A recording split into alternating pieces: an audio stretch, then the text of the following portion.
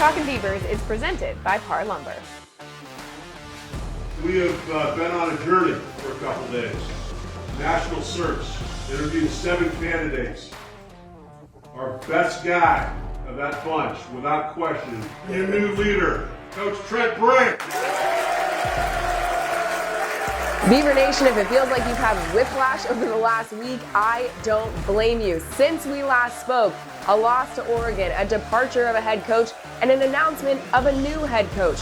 Trent Bray officially the man at the helm at Oregon State after Jonathan Smith leaves for Michigan State University, already in East Lansing. We have so much to get into, so without further ado, welcome to Talkin Beavers. I'm AJ McCord alongside Jason Jean-Baptiste, played defensive end for Oregon State from 2001, 2003, and of course the voice of the Beavers, Mike Parker. So you guys, this has been a whirlwind of all whirlwinds in terms of college football in Corvallis. What are your initial thoughts now that Trent Bray is officially the new head coach? Well, I could tell you, AJ and Mike, my head is spinning just like everyone else, but the one thing that I can say is that I'm so incredibly happy to call Trent Bray our new head coach. And here's the reason why.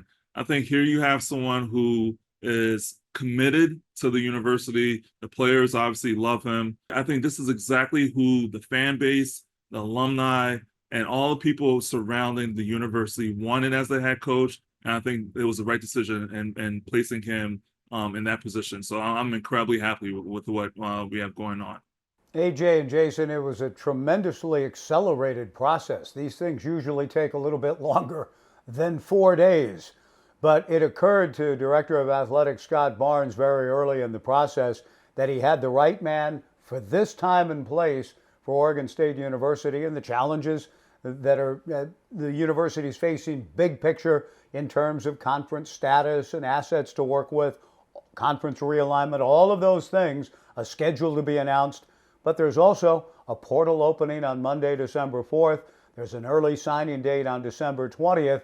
And the best man to navigate all of that, maybe not only for that short-term sort of existential crisis and the whiplash everyone's dealing with that you refer to, AJ, the short run, the best guy's right here.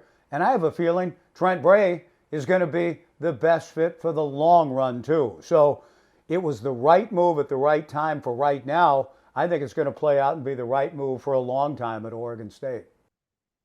Certainly that's what Beaver Nation is hoping for. Trent Bray announced as the new head coach at Oregon State just 5 days after the final regular season game against Oregon.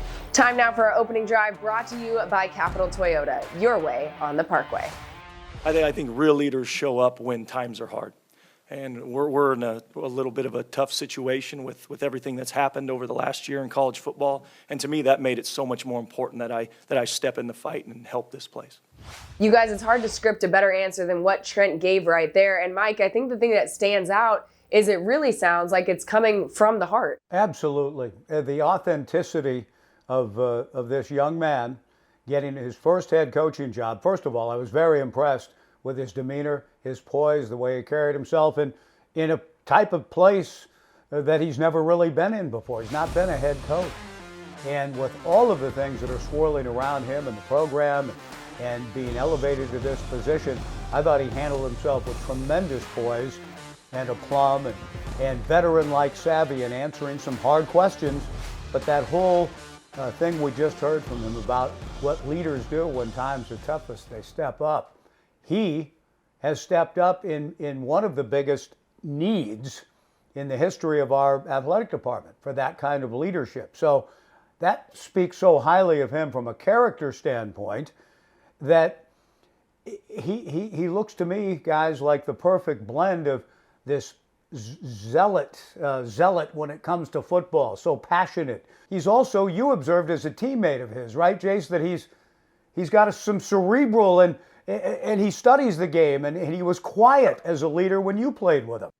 No, I couldn't say any better, Mike. I mean, that's exactly who he was, and that's who he is right now. I mean, he's has a little bit more energy than he did when we played. But the one thing I always remember about him is that he was a student of the game because he was prepared.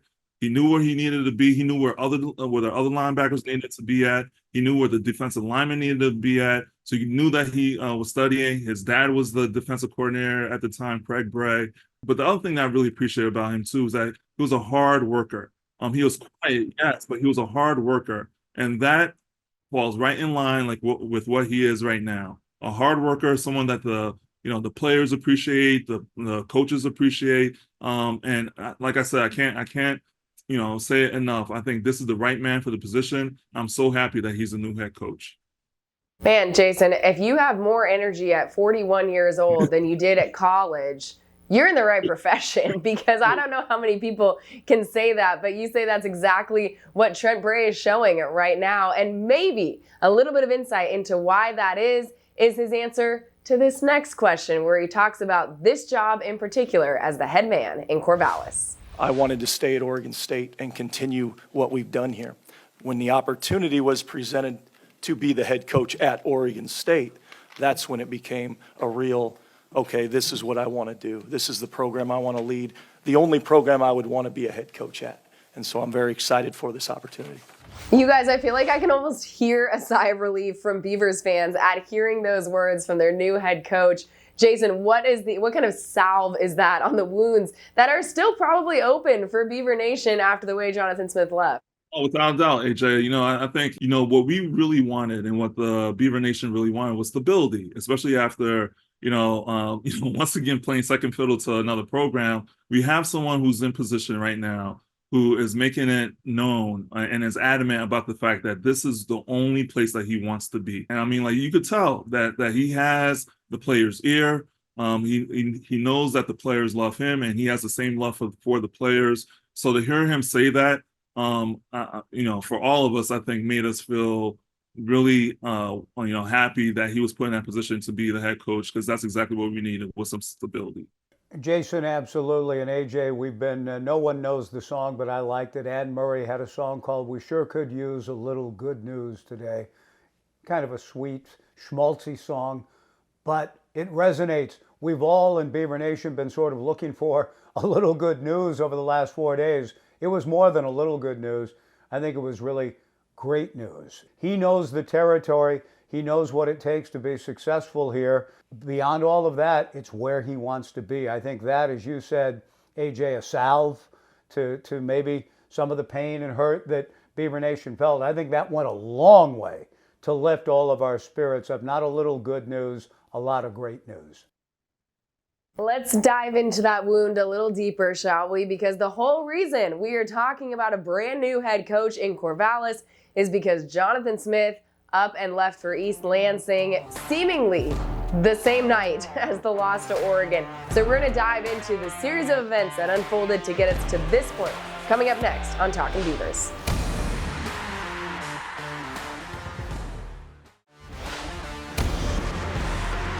Talkin Beavers is presented by Par Lumber. This week's legendary moment is brought to you by Abby's, a legendary pizza tradition. I found out real late in the process, and it didn't sit quite right with me, which is why I wasn't in a hurry to get on the plane when he asked me to go. You guys, nothing more legendary right now for Beaver Nation than Trent Bray saying, I really didn't want to get on that plane, especially when reports were that when Jonathan Smith left Corvallis for East Lansing, there were a lot of assistants that he was hoping to take with him to Michigan State. What does it say to you about Bray's commitment to this program, that he really wasn't interested, and not just because it wasn't the right fit for him, but because he didn't want to leave the players in the hole that they would have been in had he gone? It says everything, AJ, about who he is and what drives him the most in this coaching profession. Yeah, he's a ball coach. He can X and O and come up with schemes and do all of that, and he'll be working diligently on that every day. He loves that part of the world, but he said in the press conference, and in answer to one of my questions, he learned from watching his dad and others, it's much more than just, it's not just football. It's not just all of that stuff. It's everything else that surrounds the game. He grew up with an appreciation for players, that it's all about the players first and foremost, and he's seen that modeled in some of his mentors that he's alluded to. And so I'm sure it pained him to think that, yeah, I could go back. That's a good job. It's a good destination where Jonathan and the others are going. But I don't want to leave these guys behind, bewildered and wondering what's next. again, that thing we've already talked about, that true stepping into that void as a true leader in very challenging and difficult times, not getting on that plane. I know in Casablanca, Bogart says to Bergman, if you don't get on that plane, you're going to regret it. Maybe not today, maybe not tomorrow. No, that speech, you can throw the Casablanca speech out. Trent Bray will have no regrets about not getting on that plane. Yeah, Mike, I agree with that. And here's the other thing that I take from that, and what he said is that, he cares about the players. I think when you're a player at a D1, school, one of the things that you always worry about, especially as a parent and also as a player as well, is whether or not this is just a game, for the coaches, if you're just a number and all those different things. But the one thing that, by him saying that a lot of players, and this is the reason why they love him, is because he's telling them, I didn't get on that plane. I didn't get on that plane, Beaver Nation, because I care about the players. I care about the young men who are still in this locker room. We bled, there's tears, all those different things. Like, I'm there with you. I'm there with you, and I'm going to continue being there with you. I'm going to see you through this time, this tough time where we don't know whether or not who we're playing on next year. The schedule isn't complete. Conference isn't what it once was, but I'm here for you, and I'm going to be here. And that right there is a testament not only to his character, but as a man and as a coach. All right, well, I think it's all these points in the category for Trent Bray, right? In the pro-con column, he's got a lot of pros right now. We do have to talk about the whole reason he's in this position. We're going to go through the timeline of Jonathan Smith, what he said after the Oregon game, how it changed within 24 hours, and what Trent Bray is going to take from it moving forward in Corvallis. Getting into that next on Talkin Beavers.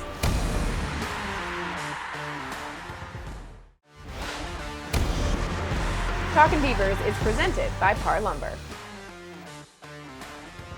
Welcome back to Talkin Beavers. We've been dancing around the topic the entire show, and now let's get our feet dirty, because the whole reason we can talk about what a great fit Trent Bray is for the head coaching job in Corvallis is because Jonathan Smith vacated it. And I think I can speak for all three of us when I say last show, I was not anticipating talking about this after the Oregon game, and Jonathan didn't give any indicators that this is what we were going to have to talk about after that loss to Oregon. Here's what he said just moments after losing to the Ducks 31-7. And no decisions have been made. I asked this team to take an approach. We're locked in on 4 months, and that was a little bit the start conversation with so much uncertainty with Pac-2, where it's taking place. I've taken the same approach. So decisions, time, and all of that have been locked in for the last 4 months, and we'll go from there. Interesting, especially when you juxtapose it with this, which is what he said to local media in East Lansing less than 24 hours later. We took our time and feel good about it. When you had a big game with Oregon, of course, when did you know this was going to happen? I felt confident, I'll be honest with you, but I did want to sleep on it one more night type thing. But in my mind, it's been a long time.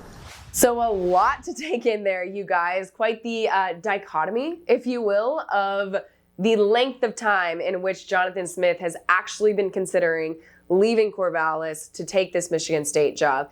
Jason, I know it's less than a week since he has left as the head coach in Corvallis for Oregon State, but how do you think the way he left could impact what otherwise was a legacy for Jonathan Smith that looked to be the stuff of legends? Yeah, AJ, I think, there's a sentiment of heartache. There's sentiments of anger. There's sentiments of a job, left undone to a certain degree, and, for a lot of us, the overwhelming feeling is of confusion, is of anger, because if what he's saying is the case, which, we're using his words here, right? We're not, using someone else's words. We're not trying to mince words in any way, where he was thinking about this for, quite a while, for a long time. Who knows what that really means? But what we do know is that this is not something that he made a decision on recently. He made the decision that he was leaving a little bit ago. And that hurts, because here you have a former alumni. He cut his teeth here as a quarterback. He was a walk-on quarterback, got a scholarship, took us to the Fiesta Bowl, then cut his teeth again as a coach, and then again well, as a first-time head coach, he was given the opportunity here at his alma mater, and to leave it in the way that he did, in the fashion that he did, is it's quite hard. I mean, it's a hard thing to swallow. It's a hard pill to swallow. So I think for the rest of his legacy here at Oregon State, that will always be something that we think of, is the heartache that he gave us when he decided to leave. It is awkward. It is painful. It is clumsy. I've seen all of those words and more, and some fiercer rhetoric than that, and the anger that people have expressed in social media and elsewhere. It's not real pretty right now. And the way that Jonathan exited invited that, and some of it indeed feels, in a sense, justifiable or reasonable. Part of me, though, Jason, and I know you're friends with, you played with the guy. I've known Jonathan most of his adult life, and it's painful to think that, as AJ, you mentioned, this is the stuff of legend, a walk-on guy who's coming back to his alma mater to be a great head coach and lead the team to a 10-win season, take the program out of the rubble that it was in when he inherited it. It's all great and wonderful stuff. One thing I will say, I think some of the anger is justified. I understand it. I have some of it on my own, and confusion and bewilderment about how it all played out. A, I'm not sure there is a real graceful way to leave when you're going somewhere else. And B, I do think, and I think even Trent struck this note a little bit in his opening presser, well, he's truly stepping in as a leader in a time of crisis, and that's something we should all be grateful for, and I think are. He also, AJ, has taken time, I think, set a pretty good tone with how he's tried to reflect a little bit on his time with Jonathan. Yeah, exactly, Mike, because as you mentioned, of course, Trent Bray has been the defensive coordinator under Jonathan Smith for the last few seasons while Smith has been the head coach. And you mentioned the tone that he takes. This is what he had to say about the legacy that Jonathan Smith has left here in Corvallis and how it's going to affect the way he moves forward as the head coach. I mean, I'll give Coach Smith a ton of credit. He built a great program where these kids feel valued and welcome. And so every player on the team. So we continue to push that forward, that kind of culture that the team has, and hopefully take it to the next step.